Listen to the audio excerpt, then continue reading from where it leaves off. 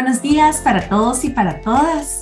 Un saludo muy especial en este día 8 de marzo, Día Internacional de la Mujer, y que sigamos buscando estos caminos para alcanzar nuestros derechos y la igualdad. Así que un fuerte abrazo a todas las colegas y compañeras.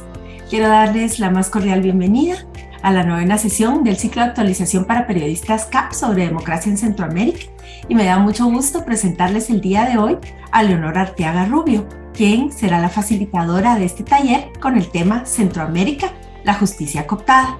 Leonor es abogada salvadoreña, radicada en Washington, D.C., es directora del programa de lucha contra la impunidad en la Fundación para el Debido Proceso y se especializa en temas de justicia transicional, de seguridad pública y de Estado de Derecho. Además, Leonor es comisionada de la Comisión Nacional de Búsqueda de Personas Adultas Desaparecidas en el conflicto armado de El Salvador con la búsqueda, un cargo que ejerce ad honorem. Previamente, Leonor trabajó en la institución del Procurador de Derechos Humanos en El Salvador y también en organizaciones de sociedad civil, y representó a víctimas de graves violaciones a los derechos humanos en el litigio frente al Sistema Interamericano de Derechos Humanos.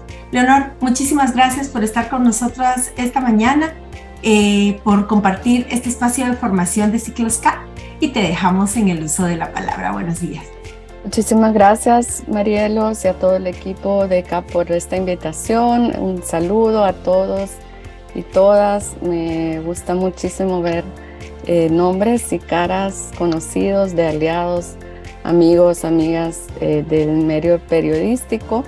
También de mi parte, un abrazo solidario muy especial a las mujeres periodistas que están, por un lado, enfrentando la deriva autoritaria que vemos en el Triángulo Norte, y por otro, porque también sufren de manera diferenciada ataques desde los distintos poderes que se han instalado en nuestros estados. Así que me alegra mucho poder tener la oportunidad de compartir hoy con ustedes un tema que nos convoca en este Día Internacional de la Mujer. Muchos y muchas que están aquí han venido cubriendo y teniendo un rol muy importante desde hace bastantes años en develar cómo poderes fácticos que van de lo ilegal a lo legal, de lo ilegal a lo legal, han venido apoderándose del sistema de justicia para garantizar sus propios intereses, para mantener su status quo. Esto ha venido tomando diversas formas que vamos a hablar ahora. Así que sé que muchos y muchas ya son expertos en el tema que vamos a desarrollar ahora. Así que la idea también es que podamos compartir algunas experiencias y distintos puntos de vista. Bueno, vamos a empezar, si me ayudan con la presentación tenemos para el día de ahora. Como decía, ahora vamos a compartir algunas ideas relacionadas con la justicia cooptada en Centroamérica, y para eso vamos a comenzar con algunas definiciones de qué entendemos o de qué estamos hablando cuando nos referimos a la justicia, a jueces y juezas. Esto quizás sea un repaso para muchos de ustedes, otros estarán, más iniciando en estos temas, así que, espero que esto para quienes ya lo conocen sea más que todo un recordatorio y también una forma de poner ideas en común. ¿Avanzamos un poco? Gracias. Bueno, lo primero es que, ¿qué entendemos cuando nos referimos a justicia y a los jueces y juezas en democracias, ¿no? En democracias como las que al menos formalmente tenemos en El Salvador, Guatemala y Honduras. En primer lugar, quiero decir que la justicia juega un rol de convivencia, ¿no? No solamente es una forma de resolver casos de manera particular, sino que también la justicia aspira a contribuir a que una sociedad pueda resolver sus conflictos de una manera pacífica y en ese sentido contribuir con la convivencia. Aquí les he traído una frase de Emilio Yunis que dice que impartir justicia es una condición básica de una sociedad que cifra en el respeto a las leyes gran parte de la posibilidad de convivencia. Por otro lado, tenemos también un concepto que ya lo habrán escuchado, que es el Estado democrático de derecho. Este es un tipo de estados, de nuevo también como los que al menos formalmente tenemos en nuestros 3 países. Este Estado democrático de derecho significa que la justicia debe ser el pilar rector para los funcionarios y funcionarias públicas, pero también para las y los ciudadanos. Y en estos estados democráticos de derecho, ¿qué rol tienen los jueces y juezas? En este caso, los jueces y juezas no solo deberían aplicar la ley de manera ciega, de manera aislada de lo que está pasando en los contextos, sino que se espera que los jueces y juezas sean quienes interpretan los principios, la ley, los valores, los derechos y que por tanto deben estar inmersos, no ajenos a la realidad social del momento. De manera específica, bueno, como saben, hay jueces y juezas de distintos ámbitos, de distintas materias, y jueces y juezas, quizás en los que más nos vamos a concentrar hoy, son los que se conocen como jueces y juezas penales, es decir, aquellos que tienen que dilucidar si una persona es culpable o inocente de un delito del cual policía y fiscales le acusan. ¿Cuál es el rol de estos jueces y juezas penales? Bueno, tienen, digamos, 2 grandes tareas. La primera es promover justicia a través de sus sentencias. Eso es, digamos, bastante, digamos, muy conocido ya, sé que ustedes lo saben, ya sea castigando o absolviendo a quienes han sido acusados de cometer un delito y en ese sentido dar justicia a la víctima del delito, respetando las reglas del debido proceso. Pero no solamente eso, los jueces y juezas no solo deben centrarse en el caso a caso, sino que tienen otra función un poco más amplia y más relacionada con la democracia, y es que los jueces y juezas deben controlar la legalidad de las acciones de otros funcionarios y funcionarias. Esto quiere decir controlar que otros funcionarios y funcionarias no estén fuera de lo que la ley y los derechos humanos dictan. Eso incluye policías, fiscales, congresistas, presidente, ¿no? Y en ese sentido, los jueces y juezas deben proteger a la sociedad de los abusos del poder estatal. Seguimos. Y en este marco que nos hemos situado, una pregunta de nuevo aparentemente digamos, muy básica, pero que a mí me gustaría quien también quiera compartir. ¿Qué entienden? No solo qué entendemos las y los abogados, sino qué entienden ustedes como periodistas y las personas con las que ustedes interactúan diariamente, la ciudadanía, las distintas comunidades. ¿Qué entienden por jueces y juezas? No solo formalmente hablando, sino cómo los perciben, cómo los identifican, qué esperan de ellos y ellas. Bueno, en nuestro ejercicio como DPLF, trabajando los temas de justicia, Estado de Derecho, democracia, hemos visto que muchos actores caracterizan a los jueces y las juezas, sobre todo a los jueces y juezas penales, con, digamos, estos 4 elementos que yo he colocado aquí. Primero, personas que resuelven conflictos, ¿no? Segundo, que sean independientes e imparciales. Ya vamos a hablar un poquito más de qué es ser o qué se entiende por independencia referida a jueces y juezas. Tercero, quienes garantizan los derechos en un caso específico, en un juicio. Y cuarto, un poco más en general, quienes velan por los derechos de las personas. ¿Cómo llegan los jueces y juezas a hacerlo? ¿Cómo se hacen jueces y juezas, ¿no? Y quién y cómo los coloca dentro del sistema judicial. Bueno, ahí también hay una gran diversidad de mecanismos, distintos procesos, pero en general en América Latina, para seleccionar y nombrar jueces y juezas intervienen de alguna manera, ¿no? Los congresos, los presidentes y más recientemente también otro tipo de organismos como por ejemplo los consejos de la magistratura o judicatura y más recientemente intentando democratizar y ponerle más salvaguardas para que estos procesos sean, digamos, más plurales, se ha incorporado a otros actores en estos procesos de selección, ¿no?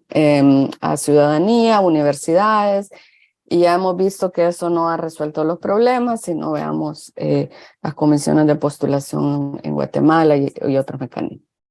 Pero no me voy a detenerme en estos distintos procesos.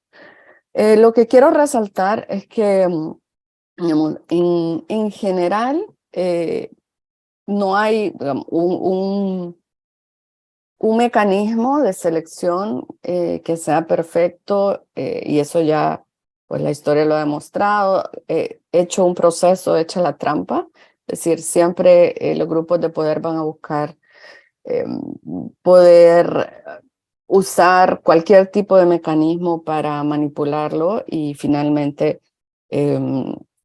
garantizar que sus intereses no sean afectados. ¿Qué queremos de estos procesos, más allá de cómo estén diseñados o de quienes intervengan? ¿Qué se busca o qué debería tenerse presente al momento de que se eligen jueces y juezas, especialmente lo que se conoce como altas cortes, ¿no? Que quiere decir tribunales constitucionales, cortes supremas, en países donde la Corte Suprema y el Tribunal Constitucional son instituciones distintas. ¿Qué queremos, ¿no? ¿Qué queremos y qué hay que tener presente al momento de que se dan estos procesos de nombramiento? Yo diría que hay al menos tres elementos, ¿no? Por un lado, que lleguen las mejores personas, ¿no? Las y los mejores candidatos. ¿Qué significa que sean las y los mejores? Bueno, por un lado, sí, sus méritos académicos. Por otro, probidad, ¿no? Es decir, lo que también en algunos países se llama como honorabilidad, moralidad notoria, etc.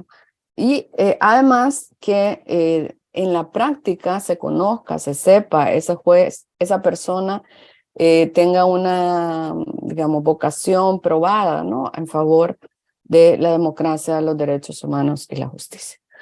En segundo lugar, ¿qué más queremos? Bueno, que sea que estos jueces, juezas sean personas que se paren, ¿no? Frente a los otros poderes del Estado, que quieran asumir el reto de la independencia. Pero por otro lado, también se deben elegir jueces y juezas que no tengan una visión de corporativismo judicial. ¿Y eso qué quiere decir? Bueno, que no privilegien los intereses, digamos, gremiales de los jueces y jueces únicamente. ¿Por qué? Porque también hemos visto que muchas altas cortes están ahí para simplemente asegurarse de que los jueces y juezas reciban beneficios en estos sistemas de gran corrupción, de cooptación, etcétera. Entonces, digamos, eso también hay que tenerlo presente. Si todo esto se cumple, bueno, excepcionalmente alguna vez hemos tenido éxito y han llegado jueces y juezas con estas características y otras, pero en la gran mayoría de casos, esta es una batalla feroz. Mi colega Úrsula Indacochea, quien dirige el programa de independencia judicial en DPLF, mi organización, ella siempre dice que las altas cortes son la joya de la corona, ¿no? Es decir, todos los poderes políticos las quieren para usarlas y las necesitan para procurarse impunidad. Entonces, por eso siempre hay una lucha, digamos, mortal, ¿no? Para apoderarse de estas altas cortes. Pero sí es importante que al menos en términos de, bueno, primero porque esto es lo que mandatan los estándares internacionales, no es solo una opinión, sino que estas son las obligaciones de los estados al momento de elegir jueces y juezas, pero además es importante tenerlo presente para transmitirlo en mensajes, para insistir en que a esto debemos aspirar. Entonces, ¿qué entendemos por independencia judicial? Tiene dos dimensiones. Se ha reconocido como en la literatura y en los estándares internacionales que hay dos ámbitos de la independencia judicial. Uno hacia dentro del Poder Judicial y otro hacia afuera en relación con los otros poderes del Estado. Que es hacia afuera se suele conocer como independencia judicial institucional y quiere decir que la justicia como institución no debe responder únicamente a los intereses y presiones de los congresos o del Ejecutivo o de otros, sí, básicamente de otros poderes del Estado. Y luego la independencia que tiene que ver como más hacia adentro del sistema de justicia se le suele llamar funcional y quiere decir que el juez o la jueza cuando decide un caso debería responder solo a eso, al caso, a la ley, a las víctimas, a los estándares internacionales y no debería ser presionado por sus superiores, ¿no? Jerárquicos. ¿Y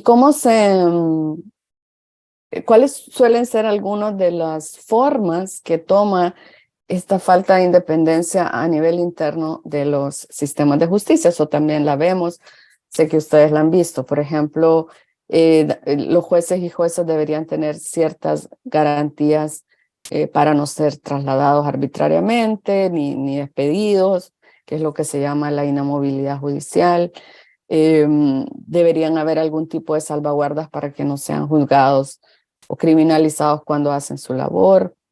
De nuevo, esto vemos que no se cumple, pero estoy hablando como del deber ser, ¿no?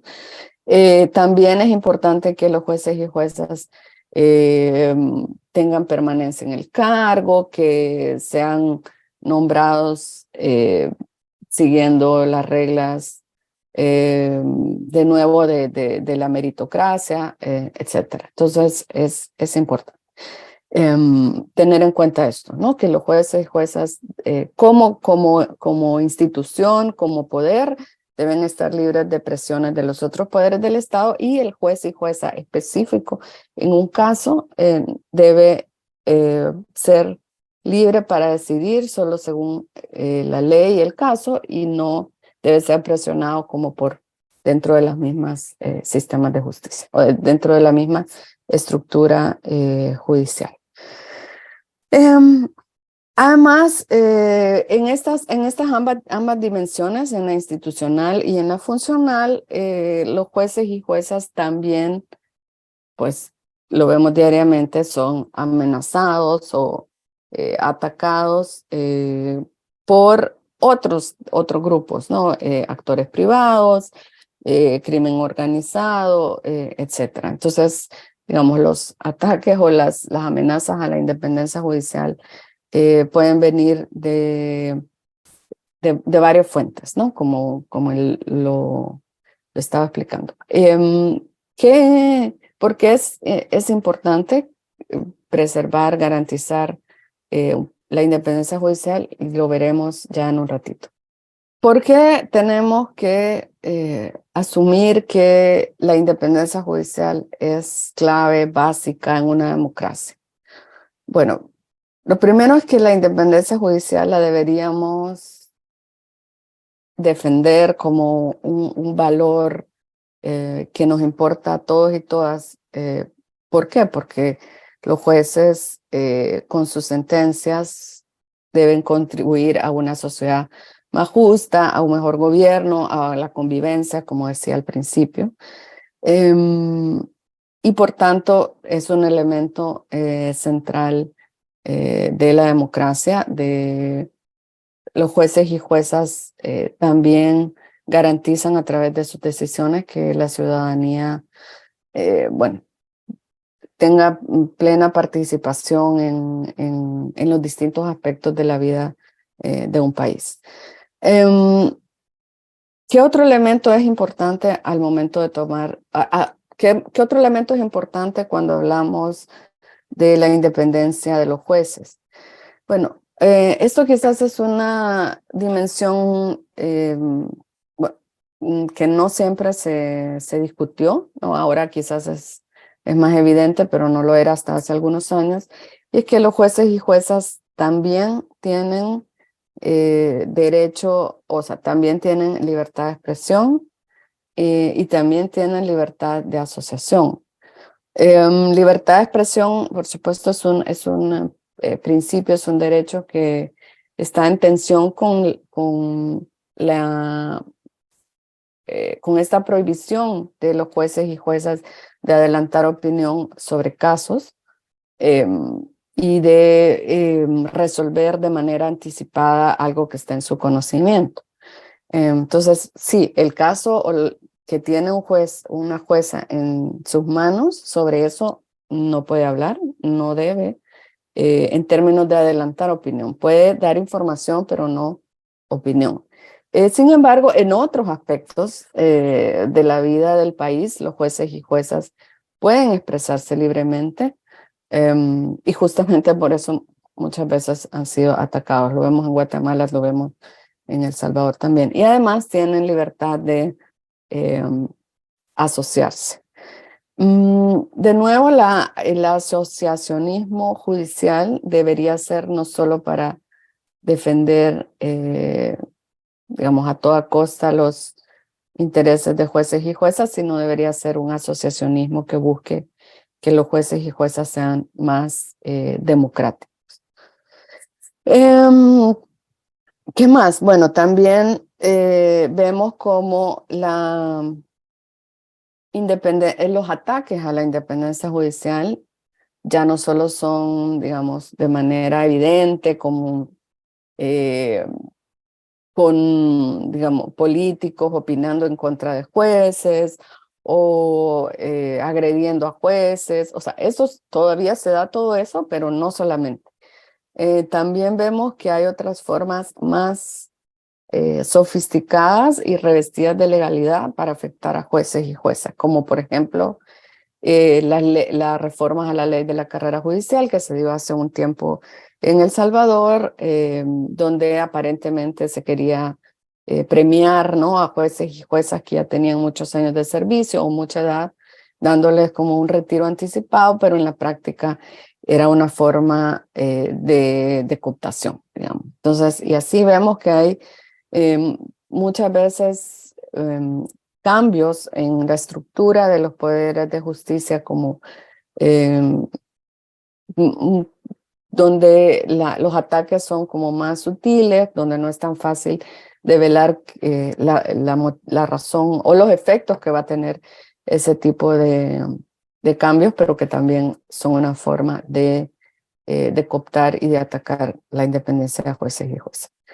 Em, Además, en nuestros contextos, las mujeres juezas son muchas veces, y también esto ocurre para mujeres en las fiscalías, eh, han pasado por un lado de, digamos, no ser tomadas en cuenta, no tener cargos de poder, ser invisibilizadas, a cuando tienen un mayor protagonismo, ser criminalizadas y ser atacadas de forma específica con elementos de género, por ejemplo, referidos a eh, siempre hablando como de su familia, de su aspecto físico, etcétera, otros elementos que no están presentes de una manera tan evidente al momento de criminalizar hombres. También estamos viendo que, por ejemplo, sobre todo en el caso de Guatemala, digamos, se usa el lenguaje de quienes están en las redes de corrupción,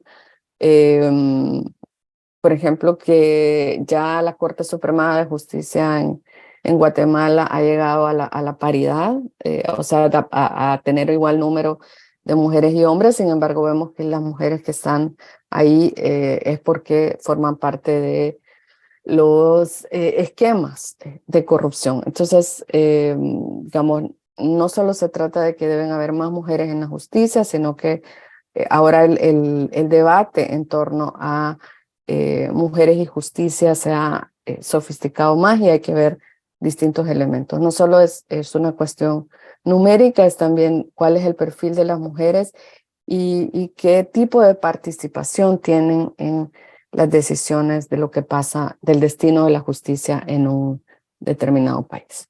Han planteado como varios temas que son muy importantes. Creo que eh, una de las razones, una de las explicaciones de por qué las personas sienten a la justicia muy lejana es porque no les ha resuelto sus problemas, ¿no? Y porque eh, muchos jueces y juezas han estado siempre del lado de los más poderosos.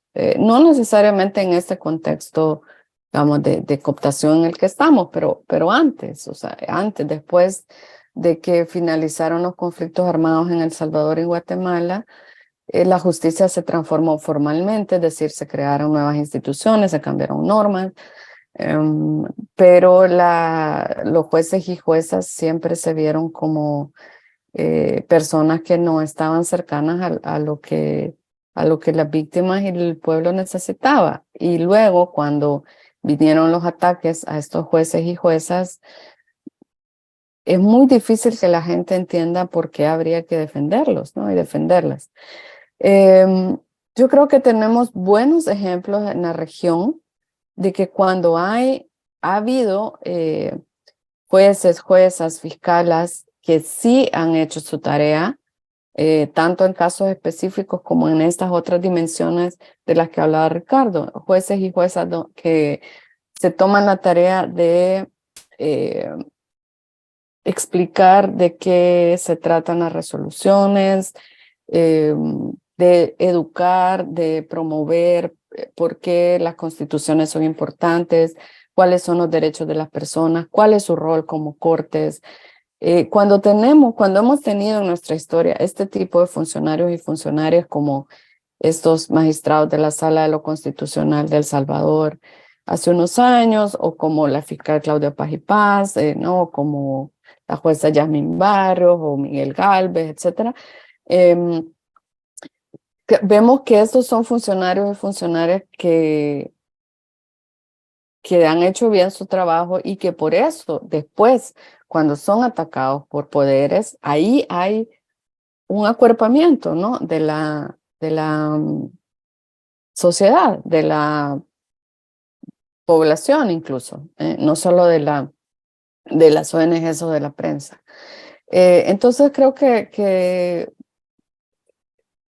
esto es importante que lo entendamos no solo quienes estamos aquí, sino que ante todo lo comprendan también los propios jueces y juezas y fiscales, que no pueden estar ausentes de el tejido social, no pueden, digamos, asumir que están como en una especie de trono, ¿no? De castillo por allá aislado, sino que tienen que conectarse con lo que la gente vive y eso no significa, por supuesto, que quebrantar la ley. Al revés, creo que cuando hay eh, funcionarios judiciales, jueces, juezas, fiscales que no solo que aplican la ley, sino que además se toman el trabajo de explicar, de traducir, ¿no?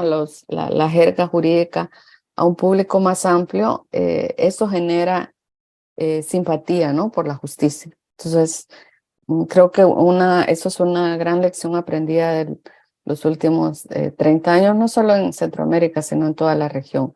Los jueces y juezas deben, o sea, ya que va atrás la frase de los jueces y juezas hablan por sus resoluciones. No, no, las resoluciones son inmensas y no mucha gente las entiende. Tienen que hacer esa tarea de ser y sentirse parte de una sociedad y su trabajo tiene que ser explicado, comunicado a través de otros mecanismos que no solo sean la sentencia que resuelve. Y por otro lado, yo creo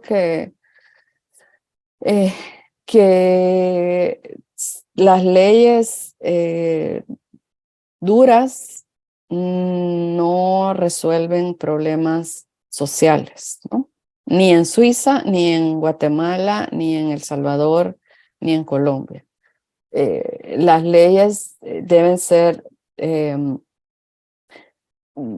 aplicarse respetando, o sea, deben atender a la necesidad de justicia y el respeto de los derechos humanos y deben aplicarse de una manera eficiente. Que lo que puede diferenciar a Suiza de El Salvador, haciendo una simplificación, es que en Suiza hay mayores niveles de efectividad en la aplicación de la justicia y que además hay mejores niveles de vida, ¿no? O sea, más necesidades satisfechas. Entonces, no se trata de que a los pueblos de Centroamérica le toque garrote y a Suiza no. Se trata de que deben haber leyes que resuelvan problemas y que atiendan los problemas que la gente tiene, respetando los derechos humanos que finalmente son, digamos, no es que alguien se los sacó de la manga, es que cuando no se respetan derechos humanos hemos visto en la historia cómo crece, ¿no? La violencia y que finalmente todos y todas somos afectados. Entonces, no es fácil enfrentar ese tipo de narrativas tan como de choque y que parecen hablar en un lenguaje muy sencillo que cualquiera entiende, pero creo que hay que hacer la tarea de encontrar cómo responder, ¿no? Por ahí serían como mis reflexiones, claro, no tengo todas las respuestas, pero creo que por ahí podemos ir como hablando ese hilo. Vamos a hablar un poquito más de lo que estamos viviendo. Vamos a sumergir en la realidad para tratar de caracterizarla y también vamos a hacer como un recorrido muy rápido en cómo la cooptación judicial fue tomando forma en El Salvador, Guatemala y Honduras. Bueno, primero que la democracia y la justicia en nuestra región o subregión pues ha estado bajo ataque desde hace rato y este ataque está interconectado con varios temas. Vamos a ver como 4 elementos que están presentes en por qué decimos que la democracia y la justicia está bajo ataque. La primera es que hemos visto cómo se ha ido concentrando el poder estatal en élites o en un grupo núcleo, ¿no? Como en élites diría que el caso de Guatemala y Honduras son un ejemplo, un grupo núcleo familiar o red más concentrada, pues es ahora el caso de El Salvador. Y este control, claro, siempre tiene cortes autoritarios para poder sostenerlo. Y este control además se ha extendido también no solo a cooptar la presidencia de la República o los congresos, sino también poco a poco a llegar a tener sus tentáculos en la elección de otros funcionarios y funcionarias como las instituciones ombudsman, ¿no? Las procuradurías de derechos humanos, las fiscalías, las instituciones de acceso a la información, etc.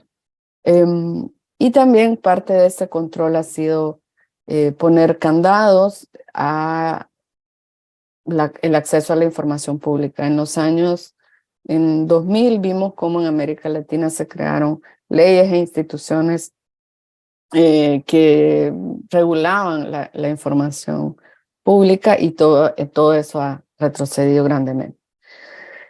El segundo elemento que está presente es que se ha restringido el trabajo de las organizaciones de sociedad civil y de la prensa, de nuevo haciendo uso de una gran diversidad de métodos.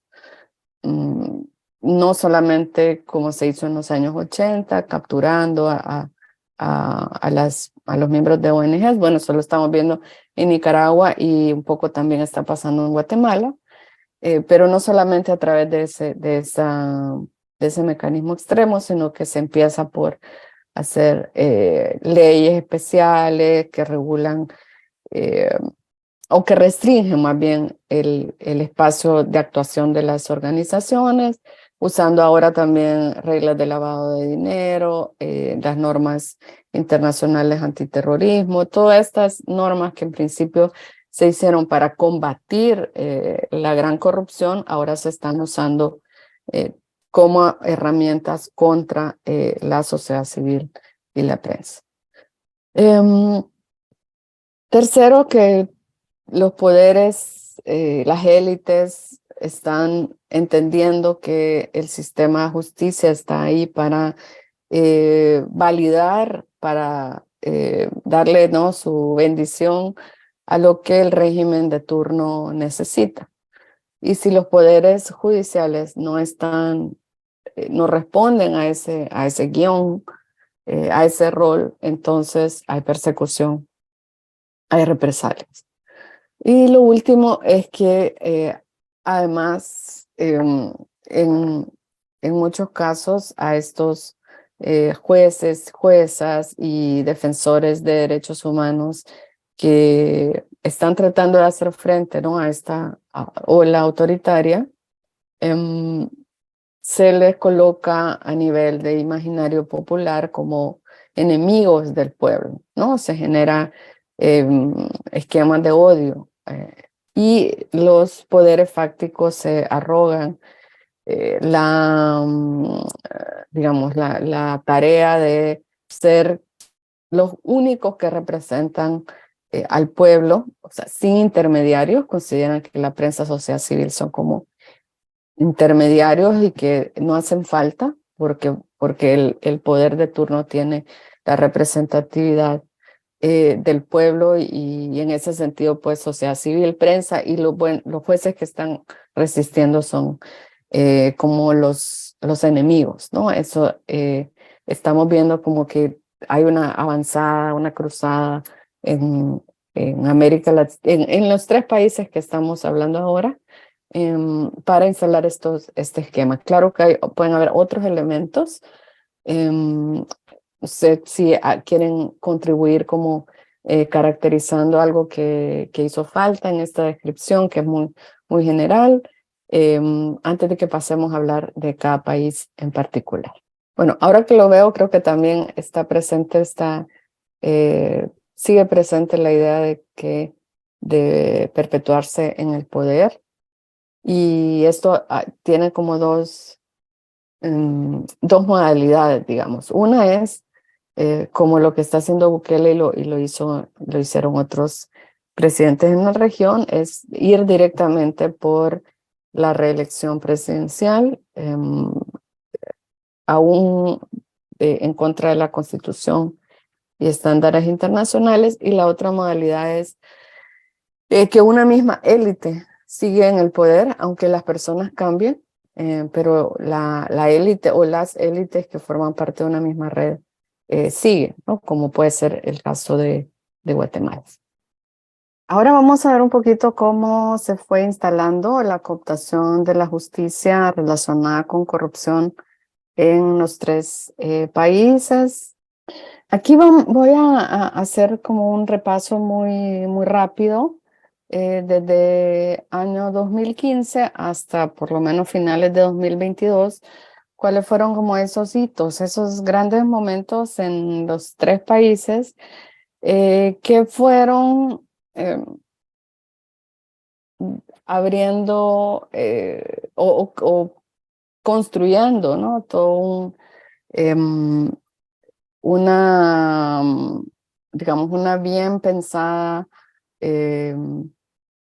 estrategia para poder quedarse, para que el sistema de justicia, ¿no? Fuera parte eh, del control, o más bien para que el sistema de justicia no fuera un obstáculo para los planes autoritarios y de gran corrupción que tenían los gobiernos de esos momentos.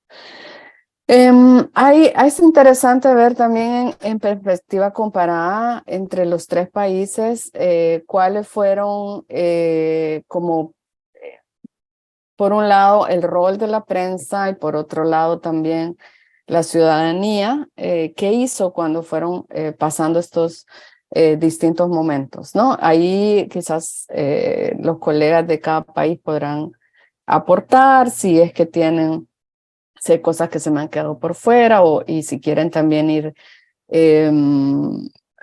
complementando o discrepando de algunas de las cosas que yo he colocado aquí.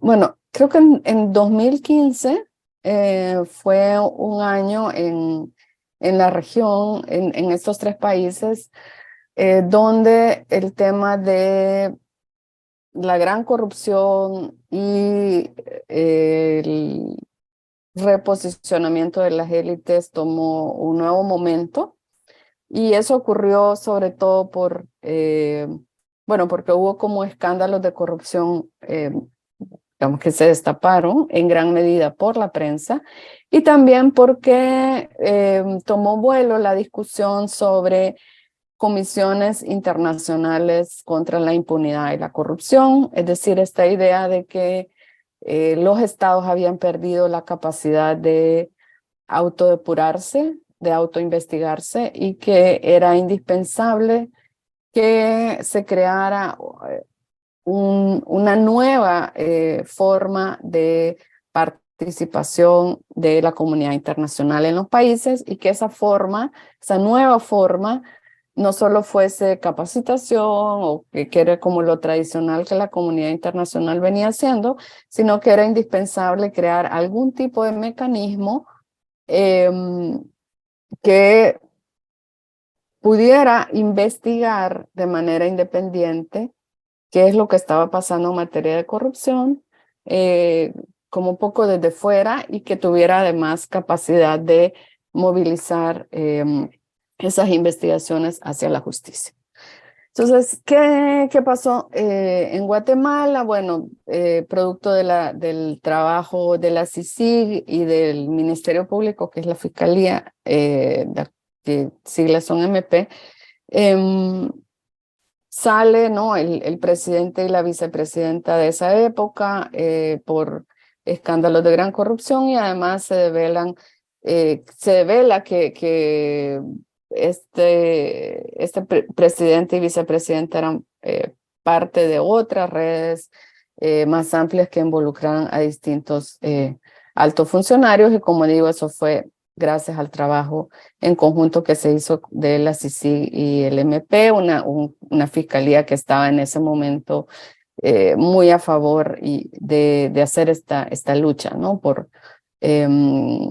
develar qué es lo que estaba pasando. En ese momento, las investigaciones de la CICIG y del Ministerio Público en gran medida validaron publicaciones o investigaciones que ya había hecho la prensa, y después además la prensa no solo se quedó como, digamos, una vez que la CICIG y el MP hicieron su trabajo, no es que la prensa cesó, la prensa siguió con investigaciones y haciendo monitoreo de estas investigaciones que estaba llevando a cabo la CICIG y el MP. En esos años también se reveló como con más claridad el rol del sector económico como coprotagonista, ¿no? De estas redes de corrupción, un poco lo que ya nos compartía Julie.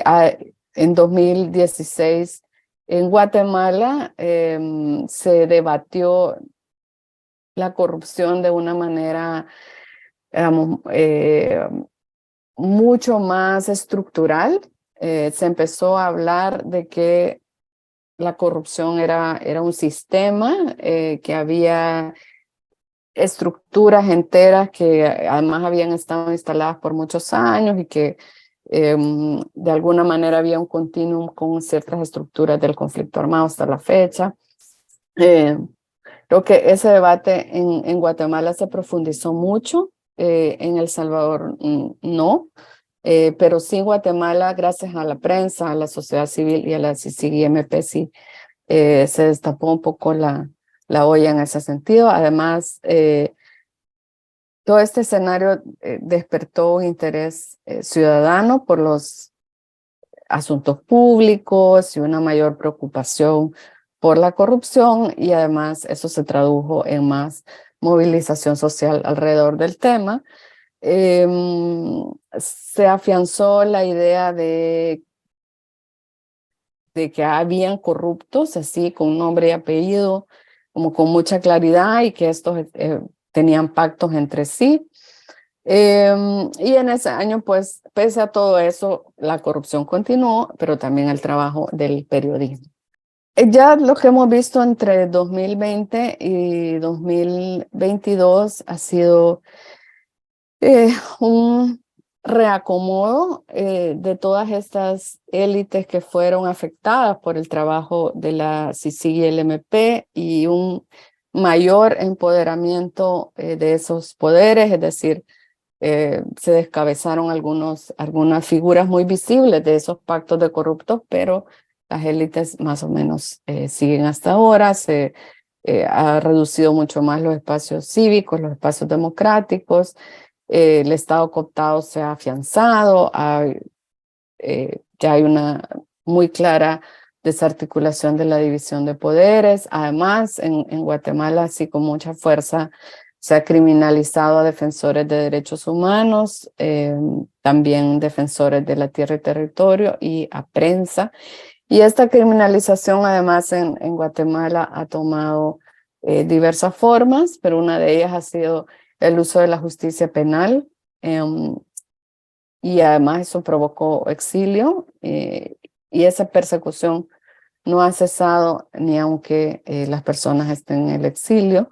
Además se ha perseguido a fiscales y jueces que hicieron bien su trabajo, y ahora además todos estos casos que fueron trabajados con la CICIG y el Ministerio Público se han ido cerrando, o se pretendió que queden en impunidad, y esto se está además tratando de hacer también con los casos del conflicto armado.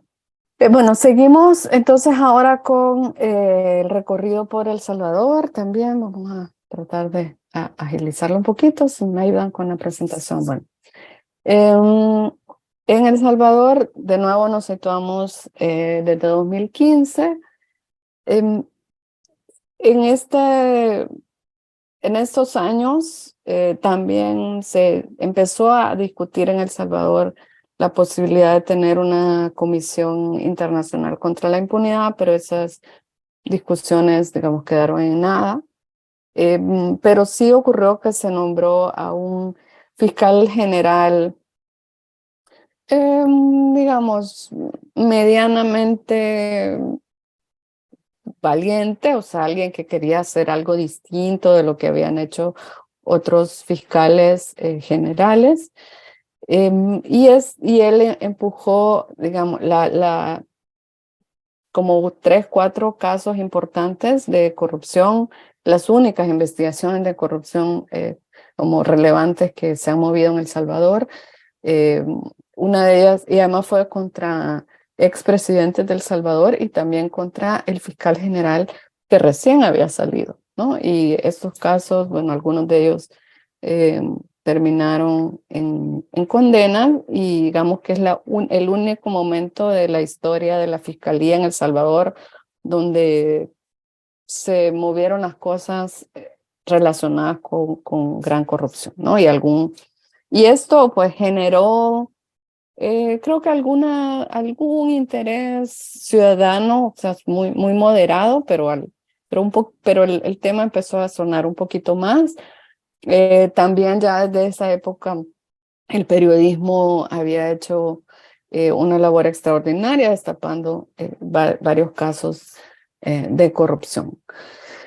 Em, en 2019 pues llega Nayib Bukele a presidencia, y este presidente pues básicamente echó al suelo el bipartidismo que había estado presente en El Salvador desde los acuerdos de paz. Llega con un discurso aparentemente fresco, pero por otro lado también muy cargado contra la justicia y contra la prensa independiente. Y Bukele asume como una de sus banderas publicitarias la lucha contra la corrupción. Usa frases como cuando no se roba todo alcanza, y además lo crea las CICIES. Retoma esta idea de la Comisión contra la Impunidad, pero al final se le da vida a un cuerpo muy, muy débil, ¿no? No era ni la sombra de lo que fue la CICIG. Esta era casi una comisión presidencial con muy, muy poca independencia, y el presidente la asume como, digamos, como uno más de sus brazos, ¿no?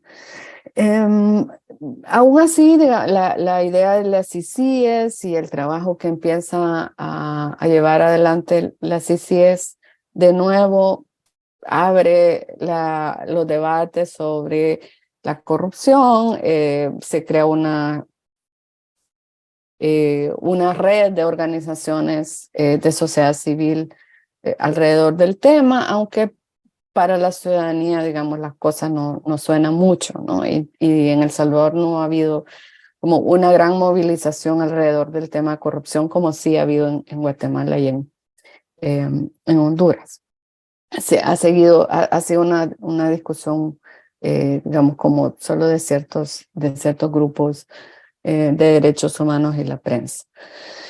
En 2020, gobierno de Bukele empieza a dar muestras de un autoritarismo, y como primer acto se toma, o sea, como primer acto visible, ¿no? De esta estrategia autoritaria que se toma junto con la Fuerza Armada, el Congreso, para presionarlo para aprobar un préstamo. Y además lo hace de una manera como toda una puesta en escena, muy publicitaria. Luego viene la pandemia y Bukele, ahí la Corte Suprema de ese momento empieza a frenar algunas de las medidas adoptadas por el gobierno, y Bukele le responde diciendo desacreditando, ¿no? La justicia, primero desacata sus sentencias, los señala de corruptos, los responsabiliza por la pandemia, las muertes, los contagios. Y el periodismo también investiga la corrupción que se estaba dando en el marco de la pandemia. En 2021 se sabe que la CICIES había estado trabajando 14 casos contra corrupción y estos casos digamos, buena parte de estos casos señalaban a funcionarios del gobierno del presidente Bukele, y algunos de estos casos, o todos, habían sido ya presentados ante la Fiscalía de la República. Al mismo tiempo estaba ocurriendo que las elecciones del Congreso se estaban dando y ahí ganó mayoría el partido oficialista, el partido del presidente Bukele, y al solo instalarse ese Congreso con mayoría oficialista, se destituye a la Corte Suprema y al fiscal general y se eligen a nuevos funcionarios que no reunían el perfil ni habían seguido el proceso, y el fiscal general, que ya era alguien como muy cercano al gobierno, cierra los casos de CICIES y desarticula la unidad dentro de la fiscalía que estaba llevando adelante el tema de lucha contra la corrupción. Luego, en otro paso de captura del Estado, no solo se captura a la Corte Suprema, sino que además a las cortes inferiores se aprueban reformas a la carrera judicial que sacan a los jueces que tenían más de 60 años o más de 30 años de carrera, que eran quizás los que estaban haciendo un mayor contrapeso, y además se autorizan a hacer traslados arbitrarios, y muchos de los jueces como más visibles, con una voz más fuerte en temas de democracia, son trasladados arbitrariamente. Pero además se presenta que esta reforma es para sacar a jueces corruptos del sistema, y también se agudiza la persecución contra periodistas, opositores políticos y también sociedad civil. Se dan algunos exilios en El Salvador, también por primera vez después del conflicto armado. Y otra cosa importante es que la Corte Suprema autorizó la reelección presidencial, y también CICIES se cierra. CICIES se cierra, tuvo una vida muy corta, digamos, cuando ya esta cooptación del sistema de justicia había avanzado y el gobierno ve que la CICIES había empezado a investigar estos casos de corrupción, la descabeza y cierra el acuerdo que tenía con la OEA para crear. En 2022 se reeligió a este fiscal que ya se había elegido temporalmente en 2021, y se aprueba un estado de excepción a partir del cual han habido capturas masivas, ustedes lo habrán visto, y además se nombran nuevos jueces muy leales al gobierno para resolver todos los casos que tienen que ver con el estado de excepción. Se reabre el debate de la negociación con las pandillas gracias a investigaciones periodísticas, y luego también hay amenazas de más criminalización contra periodistas y ONGs a partir de reformas penales y de la amenaza de aprobar una ley que cerraría todo espacio cívico. En 2015 en Honduras la Corte Suprema autoriza la reelección presidencial del momento, pero a su vez también un caso de corrupción relacionado con el Seguro Social movió como a la ciudadanía. Incluso hubo digamos,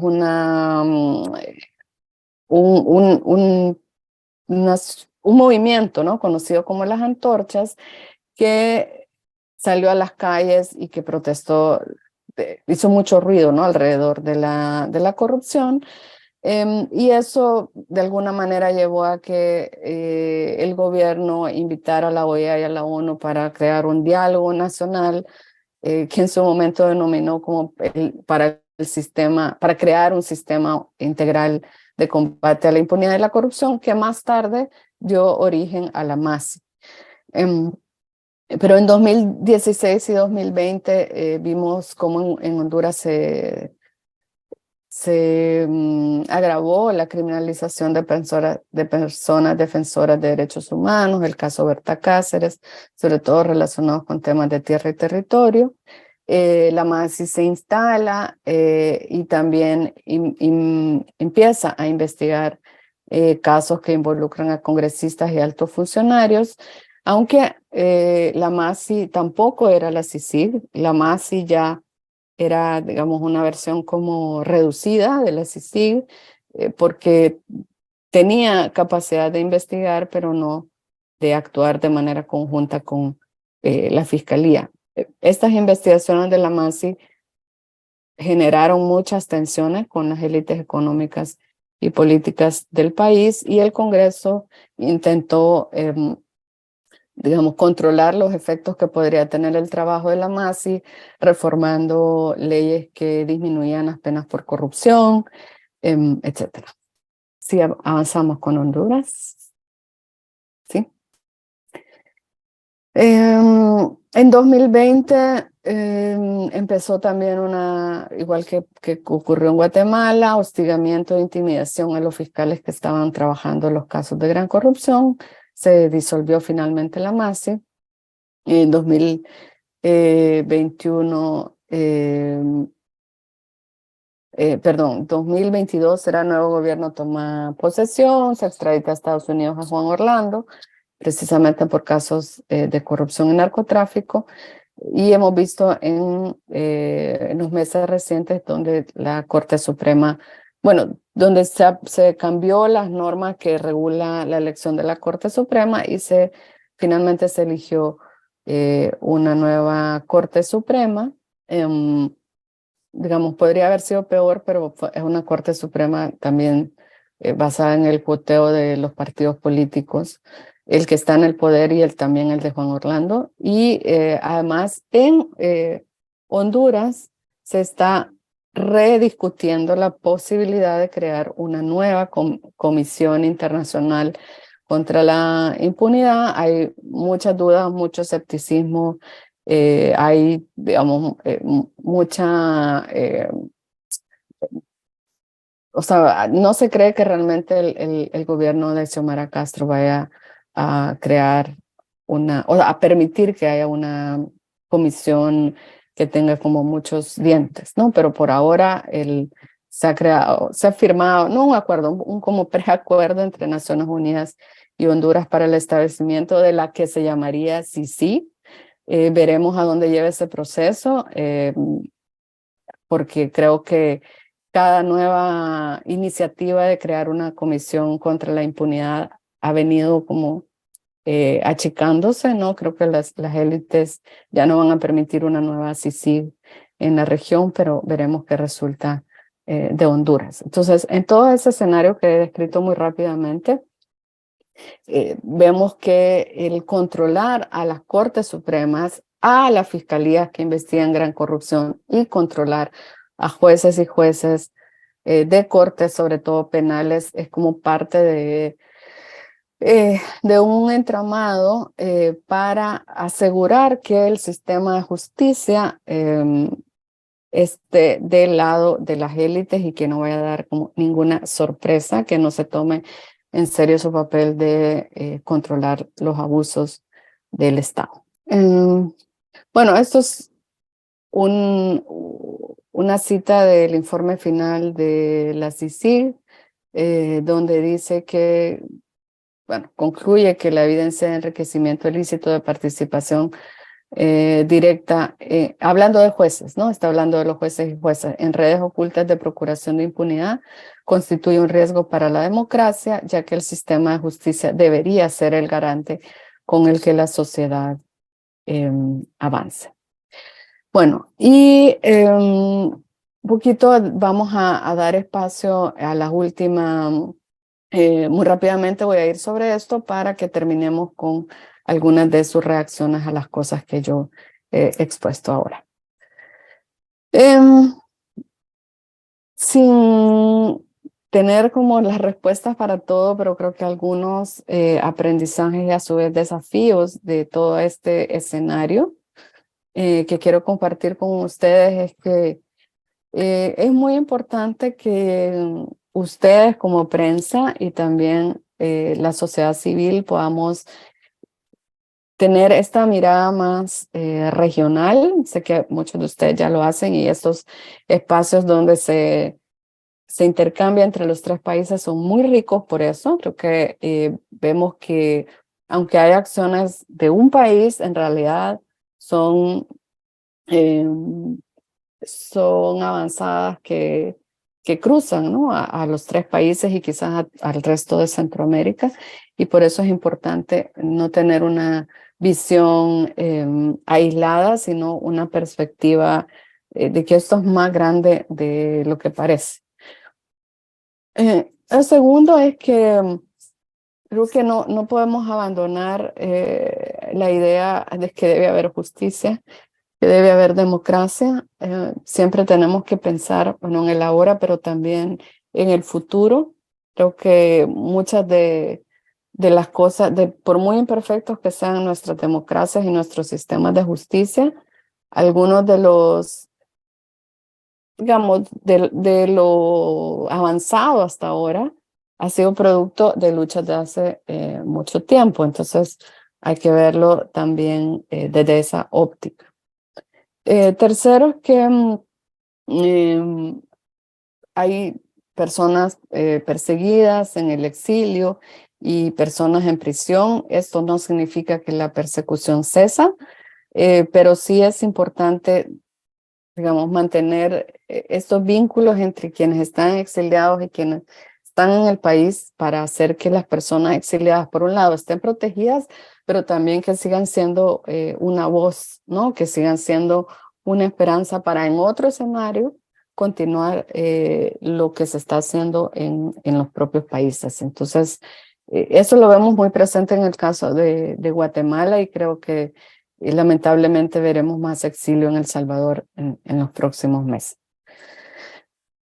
Cuarto es que todas estas discusiones y todo el trabajo extraordinario que ustedes hacen como prensa tienen más impacto en más sectores de lo que parece. Lo que pasa es que también hay mucho miedo, mucho temor de hablar, pero hay muchísima gente que lee lo que producen, que se forma opinión a partir de lo que ustedes colocan sobre la mesa. Creo que están, digamos, también haciendo que tomadores de decisión en distintos espacios tomen en cuenta lo que está pasando, ¿no? Y creo que se sabe de qué va Centroamérica gracias al trabajo de la prensa independiente como ustedes, en gran medida. Así que síganlo haciendo. La prensa es clave, posiciona voces que los poderes quieren callar. Esto es una lucha de largo aliento y es muy importante que ustedes también como periodistas se protejan, tengan espacios de cuidado, autocuidado, de apoyo psicosocial. Y lo último es que en este escenario que parece tan oscuro, tan negro, es importante que nos tomemos nuestros momentos para celebrar los logros, para darnos aplausos, abrazos por las cosas que ustedes han sido punta de lanza, ¿no? Y que han generado que todo esto no quede oculto, que los poderes no siempre se salgan con la suya. Creo que hay ahí mucho para celebrar desde lo que ustedes hacen y espero que lo sigan haciendo. Gracias por esta invitación, por esta discusión muy rica, que espero que la sigamos como en otros espacios y en otros momentos. Gracias, Leonor, por tu participación en Cicloscap y también cerramos esta sesión nuevamente como lo hicimos al inicio, con un fuerte abrazo solidario y fraterno a las colegas en este día 8 de marzo, Día Internacional de la Mujer, y que sigamos desde el periodismo y de todos nuestros espacios tratando de conquistar la igualdad y los derechos que hacen falta tanto en esta región. Así que muchísimas gracias a ti y muchísimas gracias a los colegas.